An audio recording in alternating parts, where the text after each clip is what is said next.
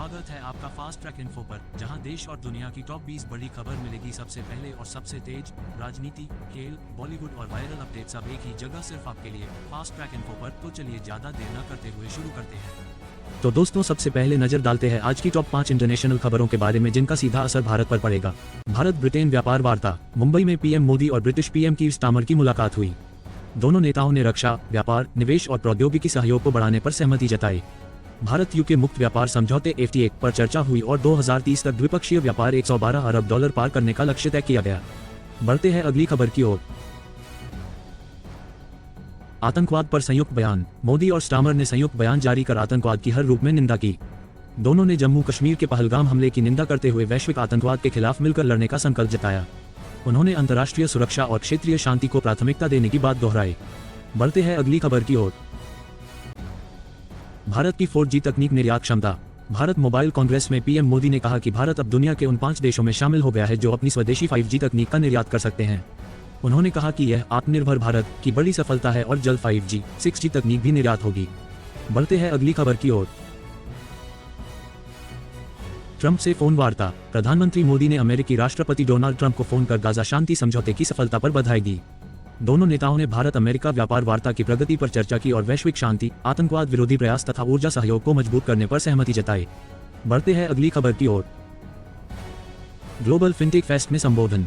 PM Modi ने मुंबई में global fintech fest 2025 में कहा कि भारत ने तकनीक को लोकतांत्रिक रूप से अपनाया है। उन्होंने बताया कि OP और डिजिटल इंडिया ने वित्तीय समावेशन को नई ऊंचाई दी। मोदी ने तकनीकी पारदर्शिता और डिजिटल सशक्तिकरण को भारत की सबसे बड़ी ताकत बताया।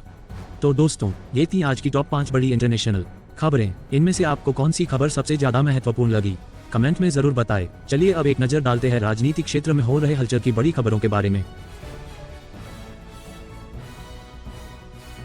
बिहार विधानसभा चुनाव 2025 के लिए राष्ट्रीय जनतांत्रिक गठबंधन NDA ने सीट बंटवारे पर आपसी सहमति बना ली है।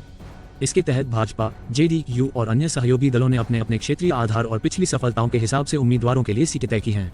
पहली सूची में प्रमुख जिलों और अहम क्षेत्रों के उम्मीदवारों के नाम शामिल होंगे, जो 13 अक्टूबर को घोषित किए जाने की संभावना है। ये बंटवारा चुनाव की रणनीति और गठबंधन की ताकत को दर्शाता है। गठबंधन का उद्देश्य है कि सभी दल मिलकर विपक्ष के खिलाफ मजबूती से चुनाव लड़ें। बढ़ते हैं अगले खबर की ओर। बिहार विधानसभा चुनाव 2025 के लिए महागठबंधन इंडिया में सीट बंटवारे को लेकर अभी तक अंतिम निर्णय नहीं लिया गया है। गठबंधन के दल जैसे कांग्रेस, RJD और अन्य सहयोगी पार्टियां अपने अपने ताकतवर क्षेत्रों और पिछले चुनावों के प्रदर्शन के आधार पर सीटों का बंटवारा तय करने की कोशिश कर रहे हैं। दलों के बीच वार्ता और राजनीतिक समझौते जारी हैं ताकि सभी पक्ष संतुष्ट हों और गठबंधन मजबूत रहे। सीट बंटवारे का अंतिम फैसला महागठबंधन की चुनाव रणनीति और विपक्षी दलों के खिलाफ उनकी सफलता में महत्वपूर्ण भूमिका निभाएगा। ये बंटवारा गठबंधन की भविष्य की राजनीति को प्रभावित करेगा। बढ़ते हैं अगले खबर की ओर। बिहार विधानसभा चुनाव 2025 में प्रशांत किशोर ने संकेत दिए हैं कि वे महागठबंधन के मुख्यमंत्री पद उम्मीदवार तेजस्वी यादव के खिलाफ चुनाव लड़ सकते हैं। ये राजनीतिक हलचल बिहार की राजनीति में नई दिशा पैदा कर सकती है। प्रशांत किशोर ने पहले भी चुनाव रणनीति और सटीक योजना के माध्यम से गठबंधन दलों को मजबूत किया है। उनके इस कदम से महागठबंधन के भीतर मतभेद उभर सकते हैं और विपक्षी दलों को फायदा मिल सकता है। प्रशांत किशोर की संभावित भागीदारी चुनावी परिदृश्य को प्रभावित करेगी और उम्मीदवार चयन तथा सीट बंटवारे की रणनीति को और जटिल बना देगी। तो दोस्तों, ये थी आज की राजनीति से जुड़े हुए खबरें जिनका सीधा असर बिहार और भारतीय राजनीति दोनों पर पड़ने वाला है। इनमें से आपको कौन सी खबर सबसे ज्यादा असरदार लगी, कमेंट में जरूर बताएं और आपसे एक निवेदन है कि अगर वीडियो पसंद आ रही हो तो लाइक जरूर करें। तो चलिए बढ़ते हैं अगले खबरों की ओर और नजर डालते हैं अन्य महत्वपूर्ण खबरों पर। अगली खबर छत्तीसगढ़ के कोरबा जिले से जुड़ी हुई है, जिसमें कोरबा में अवैध कोयला खदान में चारदीवारी धंसने से 2 श्रमिकों की मौत हो गई जबकि एक घायल हुआ। ये घटना अवैध खनन की गंभीरता को उजागर करती है। अगली खबर बिलासपुर जिले से है, जिसमें बिलासपुर के एक IIT छात्र ने AI टूल्स का उपयोग करके 30 महिला छात्रों की अश्लील फोटो बनाई। पुलिस ने आरोपी को गिरफ्तार किया और 1000 से अधिक फाइलें बरामद की। अगली खबर, छत्तीसगढ़ में 16 नक्सलियों ने आत्मसमर्पण किया, जिनके ऊपर कुल 48 लाख रुपए का इनाम था। वे हिंसा से तंग आकर मुख्यधारा में लौटे। अगली खबर, मध्य प्रदेश के छिंदवाड़ा, बैतूल आदि जिलों में कम उम्र बच्चों ने कथित कोलरीफ नामक खांसी की सिरप पीने से मौतें हुई हैं। आरोप है कि सिरप में डायथिलीन ग्लाइकॉल DEG की खतरनाक मात्रा पाई गई। निर्माता कंपनी बंद की गई और मालिक गिरफ्तार हुए। अगली खबर, भारत ने संयुक्त राज्य से लॉन्ग टर्म LPG रसोई गैस आयात टेंडर की समय सीमा 17 अक्टूबर तक बढ़ाई है। इस टेंडर के जरिए लगभग 2 लाख टन LPG की खरीद का प्रस्ताव है। नागपुर में 3 दिवसीय ऑक्टेव 2025 नामक उत्तर पूर्वी राज्यों की कला और संस्कृति दिखाने वाला महोत्सव शुरू हुआ। अगली खबर, मंत्रिमंडल ने रेलवे विस्तार परियोजनाएं स्वीकृत की। कई राज्यों में रेलवे नेटवर्क विस्तार और स्टेशन सुधार के लिए लगभग 24,000 करोड़ रुपए से अधिक की परियोजनाओं को केंद्रीय मंत्रिमंडल ने हरी झंडी दी है। तो दोस्तों, ये थी आज की राज्यों से जुड़े हुए खबरें। चलिए अब एक नजर डालते हैं खेल जगत से जुड़े हुए खबरों की ओर। अंडर 19 टीम ने इतिहास रचा। भारतीय अंडर 19 क्रिकेट टीम ने एशिया कप में रिकॉर्ड जीत दर्ज की।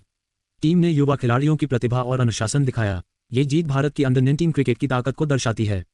टीम के कोच और समर्थन स्टाफ ने खिलाड़ियों को मानसिक और तकनीकी प्रशिक्षण दिया।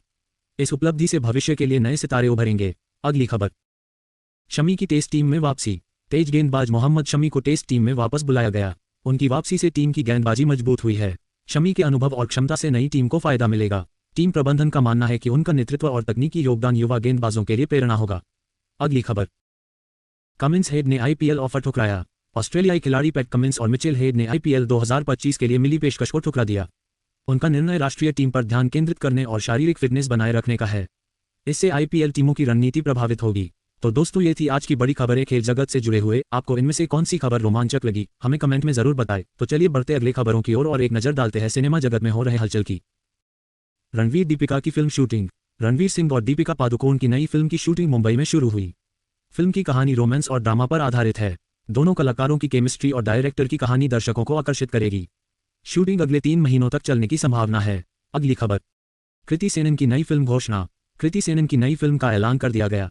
ये फिल्म थ्रिलर और सस्पेंस से भरपूर होगी। कृति का अभिनय और कहानी का अनोखा दृष्टिकोण दर्शकों को पसंद आएगा। प्रोडक्शन टीम ने अक्टूबर में शूटिंग शुरू करने की योजना बनाई है। अगली खबर, आलिया भट्ट की फिल्म रिलीज। आलिया भट्ट की नई फिल्म अगले महीने रिलीज होने वाली है।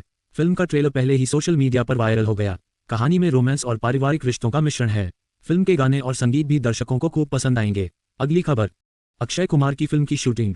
अक्षय कुमार की आगामी फिल्म की शूटिंग शुरू हो गई है। फिल्म एक्शन और ड्रामा से भरपूर है। अक्षय की मेहनत और स्टंट दर्शकों के लिए आकर्षण का केंद्र बनेंगे। फिल्म की रिलीज तारीख दिसंबर 2025 तय की गई है। अगली खबर, सलमान खान की फिल्म की घोषणा। सलमान खान ने अपनी नई फिल्म की घोषणा की। ये फिल्म क्राइम थ्रिलर शैली में है। सलमान के फैंस को फिल्म का बेसब्री से इंतजार है। प्रोडक्शन अक्टूबर से शुरू होगी और अगले साल रिलीज होगी। तो दोस्तों, ये थी आज की टॉप खबरें। अगर जानकारी अच्छी लगी हो तो लाइक करें और अपने पहचान वाले लोगों शेयर जरूर करें और कमेंट करके हमें बताएं आपको जानकारी कैसी लगी। और हाँ, चैनल को सब्सक्राइब करना बिल्कुल न भूले। तब तक के लिए मिलते हैं अगले वीडियो में लेटेस्ट खबरों के साथ। टच किया